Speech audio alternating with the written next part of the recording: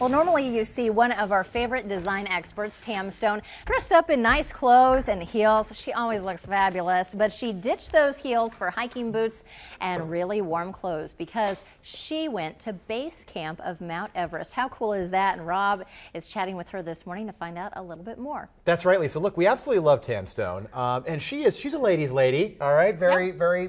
How should I, feminine and pretty, and I would never. Yeah, I like what makeup. are you doing going to base camp Everest? Yeah, okay, that wasn't my idea. All right, so let's just brass tacks. Nepal, what's the base sit at? Close to 20,000 feet. Yeah, the base is about 18,000. Yeah, so you go into Kathmandu, and then it's basically a 2-week round trip hike to get up to base camp, 18,000 feet. The height, to put it in perspective, the highest point in the continental United States in the Rockies. Oh, in the Rockies.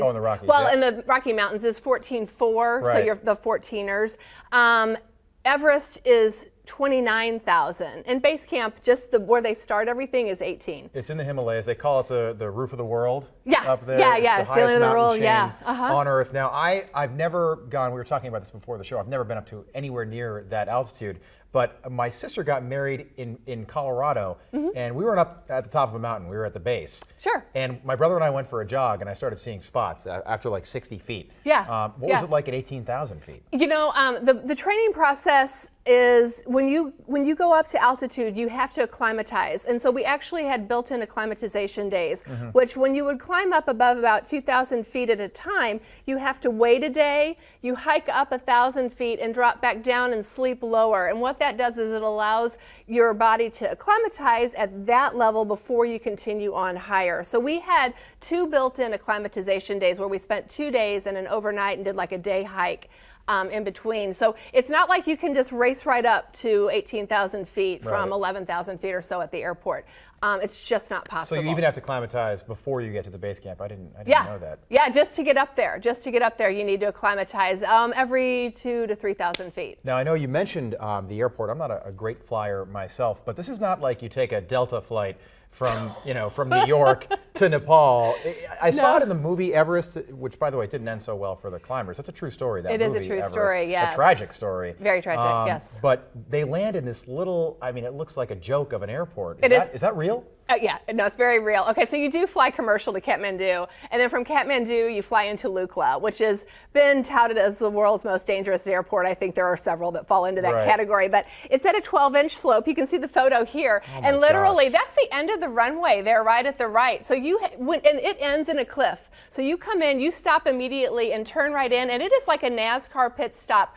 We timed it. The plane comes in, they deplane, get everybody off, all their gear off, and get the next crew in 5 minutes flat, and that same plane will be taking off on that runway. Is that the same departure runway? Yes. So let's say an engine goes out, instead of having your normal slowdown time on a runway, it's 2,000 foot drop right there, and actually as you take off you actually lose altitude. Oh, you dip a little bit, I bet. Yeah, right? You lose altitude. So the takeoff to me was far more nerve-wracking than the landing, because I couldn't really see the landing. Oh my God. And my husband's a pilot, and we were in aviation, so I shouldn't. So you're comfortable. Yeah. So, but it was the takeoff. I'm looking out the window going, we're running out of room. That's just. I mean, but we made it. I can't imagine. I'm glad you made it. So when you guys get to the base camp, I know that there are. Do they call them Sherpas? Yeah. Those are the guys that are native that take you up and they kind of help you out through the process. Yeah, Tell us what they said about your oxygen levels, just that are naturally inside sharing your, this with your Tam Stone body. It's kind of crazy. Basically, as you have a certain level of oxygen at sea level that allows you to be healthy and breathe well, and as you know that it will. As you go up in altitude, that becomes more compromised. Right. At 18,000 feet, our Sherpa had oxygen saturations of about 85%, and the typical American that would be going up and acclimatizing like we did had maybe in the mid to high 70s. That's the average. That's the average, yeah. And literally, they took mine, and mine was 90% oxygen saturation, and our Sherpas were even like, you should summit Everest. Oh my gosh, that's higher than ours. And it's just natural. I mean, I took the acclimatization process seriously. I did everything our Sherpas told us, but I think that part of it is probably just a little bit natural. Some people can. I mean, we had young people on our trip that, much younger, half my age, that could not really make it up very well. Do you think you're like a genetic freak in a good way, though? Like you have more oxygen I in hope your. so. But do you want to summit Everest?